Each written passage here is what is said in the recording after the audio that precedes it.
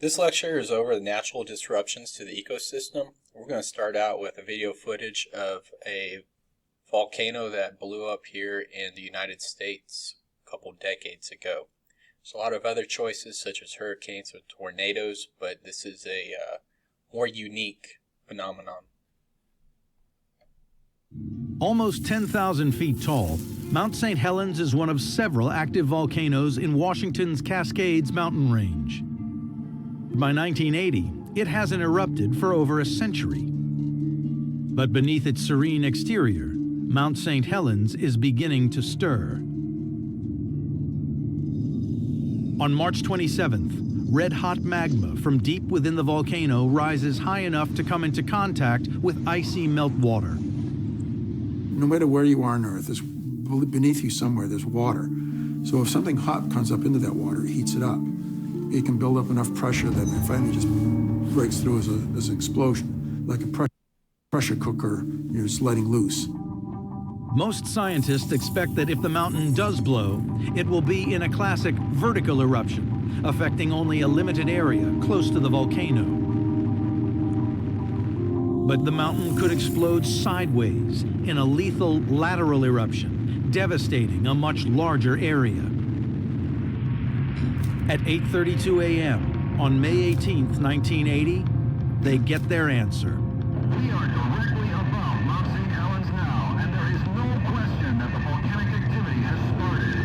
Smoke. A massive earthquake causes the huge bulge on the mountain to collapse, removing a mile-wide chunk of the north face. With an energy equivalent to 1,500 Hiroshima atom bombs, rock and superheated gas shoot from the volcano at terrifying speeds of up to 400 miles per hour. Such is the force of Mount St. Helens' lateral eruption that an incredible 1,300 feet of mountain disappears almost instantly. Now the eruption enters its next phase. Expanding magma inside the volcano sends thousands of tons of scorching rock and gas high into the atmosphere. A dense plume of ash stretches 15 miles high. The choking ash fills the air outside, turning the sky dark. Breathing becomes almost impossible. In the minutes after the eruption, 46 billion gallons of icy meltwater start to pour down the mountainside, gathering rock and debris to create a lethal slurry called a lahar. The deadly lahar becomes a massive tsunami of destruction. Scientists scramble into the air to get an overview of the unfolding disaster. I was awed by what I was seeing. We could see this tremendous eruption column and all the energy that there must be in it. Navigation is almost impossible. The ground below now bears no resemblance to any of their maps. There were lots of fires burning. Within the cloud, there were mixtures of ash and rocks, older rocks from the volcano, and a lot of steam from melting glacial ice. Mount St. Helens continues to erupt until late in the afternoon. Ashfall forced towns and cities up to 300 miles away into a state of emergency shutdown. In just over 2 weeks, the ash circled the entire globe. Officially the deadliest, most destructive volcanic eruption in U.S. history, the eruption ultimately claimed 57 lives.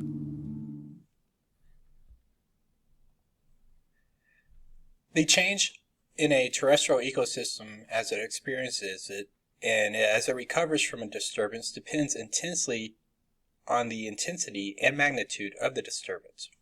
The major mechanisms of recovery in such an ecosystem are primary and secondary succession. This is going to be our focus for a moment. Primary succession occurs in a landscape that previously was devoid of life. For example, the blast from the 1980 eruption of Mount St. Helens devastated some 500 square kilometers, or 200 square miles. Some areas were effectively sterilized, but in other areas, organisms survived underground the slurry and debris, or in patches covered by snow and were later able to reemerge. Primary succession begins in barren areas, such as on bare rock exposed by retreating glaciers, the after effects of a volcano, landslides from earthquakes, areas such as that. The first inhabitants are lichens or plants, those that can survive in such an environment. Most of these are chemotrophs. Over hundreds of years, these pioneer species convert the rock into soil that can support simple plants such as grass.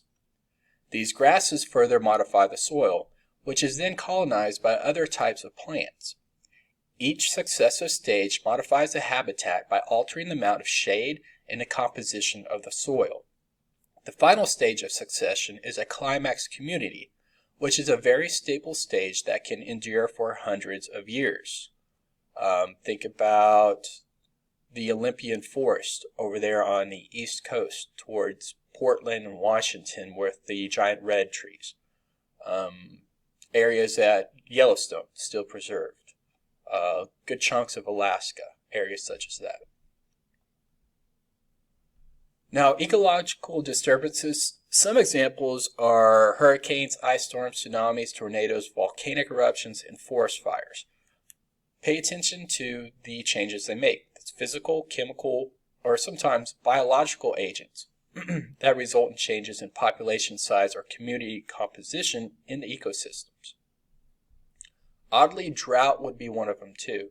A good example of that is the Dust Bowl that happened, I think it was in the early 1900s, which wiped out total populations of grasses, plants, and animals, mainly herbivores.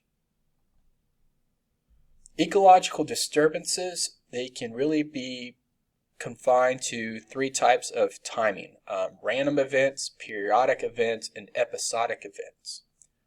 Periodic events would be natural, almost timed, reoccurring episodes. Episodic contains a series of loosely connected parts or events. Periodic would be like El Nino, El Nina, and episodic, it's really hard to make those connections between the events. Global climate change refers to a change in the average weather, or global warming is a specific aspect of climate change. The warming of the oceans, land masses, and atmosphere of the Earth in its entirety.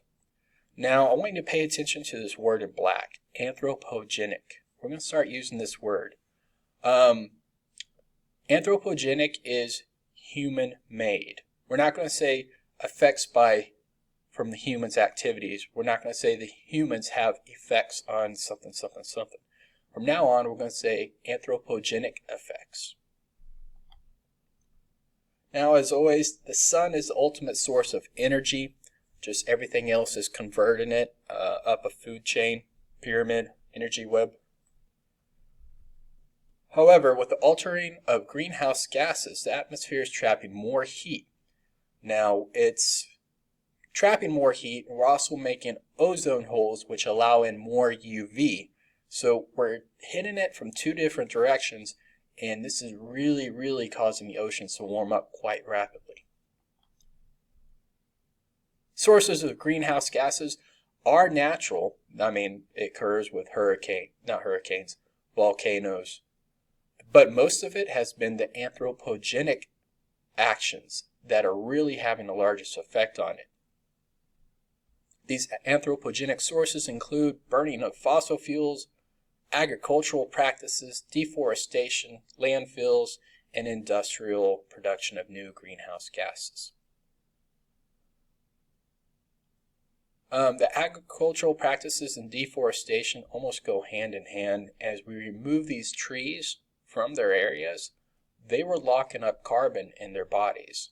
And as we remove them and burn them, we're just pumping it back out quicker than the plants and trees can grow. Here's some good examples. St. Helens, industrial. We have some landslides occurring due to deforestation, which enhances the deforestation state. And landfills, believe it or not, those places seep gases into the atmospheres because people do not regulate what they throw into the dump. Sea level changes, it happens so slowly, it has been gone unnoticed here in the United States, but it's about to become a little more noticed. People that are seeing it the most right now are the inhabitants of Louisiana and in the future Mississippi. In this figure, you can see since 1870, sea levels have risen by 220 millimeters or 9 inches. Future sea levels are predicted to increase from 180 to 590 millimeters, which is additional 7 to 23 inches above the 1990 levels. Nearly 100 million people live within 1 to 3 feet of sea level. Now, that doesn't mean like from your hip to the door 3 feet. That means from your bottom of your feet down to where you're at sea level. So if sea level was to raise, for example, we'll say 12 inches, 1 foot, that's 1 foot up. Now the distance that it goes inward towards land, into the land, could be for miles. Some places might be a little more shallow and you're going to see the water sooner. Others higher and you won't see the water, but just know underneath the ground the sea level is rising. And then you tend to get more damp, humid areas, and when it rains they tend to get saturated a little bit quicker and you see enhanced flooding.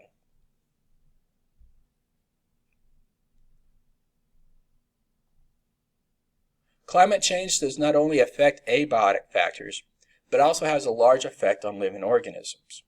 The IPCC concluded that over the preceding 40 years, the growing season of plants has lengthened from 4 to 16 days in the northern hemisphere, with greater increases occurring in higher altitudes.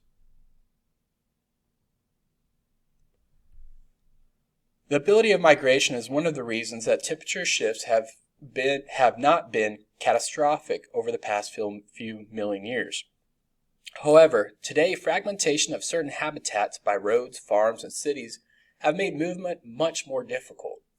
Effects of global warming on the pied flycatcher, bird seen in this image. Due to a global warming in Netherlands, the bird's main food source, such as a caterpillar, has now become abundant 2 weeks earlier than it used to. However, the time when eggs hatch for the flycatcher has not changed. As a result, the birds hatch after the caterpillar population has begun to decline, and many face starvation at birth. Another good example of this was 2 years ago we had a surprisingly warm spring the first 2 weeks of March. Now why that occurred, all of a sudden all these worms and caterpillars that were dormant started to come out. They started to creep out into the sun, turn into butterflies, moths, and dry their wings and fly about. Then all of a sudden the cold front came back around that we should have had, dropping the temperatures to where it should have been, and the plants didn't produce the flowers needed to provide substance for those caterpillars and moths and butterflies, and they ended all dying out. Then 3 weeks, 4 weeks later, when they were supposed to come out, there was a huge drop in the amount of population. And hence, when birds were trying to go out there to collect food to survive for themselves and for their offspring, there wasn't enough to support their young.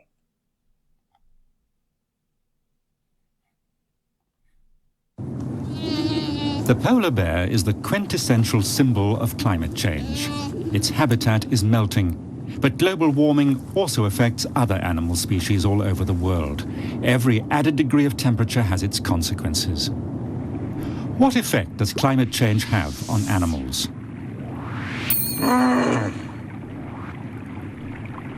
With global warming, the vegetation in large areas of the Earth changes, and with it, the food the animals live on. Take the koala, for instance. Its habitat is eucalyptus forests, and its main food, the leaves of the trees. But too much carbon dioxide in the air changes the chemical composition of the eucalyptus leaves, making them toxic to koalas and threatening these highly specialized marsupials with extinction. Other species can react to climate change by fleeing. Researchers have calculated that on average, species move nearly 17 kilometers towards the north and south poles, or climb about 11 meters higher in the mountains every 10 years, searching for cooler places to live. That's 3 times faster than previously thought. They look for new habitats that are as similar as possible to their old ones. Storks are more often going further to the northeast to nest. These birds find their food in moist earth, and wetland areas in Central and Western Europe are shrinking. A few species benefit from climate change, the bark beetle, for instance. With rising temperatures, it's spread ever further, damaging trees and entire forests, and that in turn destroys the habitats of other animals. In general, the more adaptable a species, the greater its chances of survival. But some species react more sensitively to change than others. The Intergovernmental Panel on Climate Change predicts that 1 in 3 species will die out if global warming continues.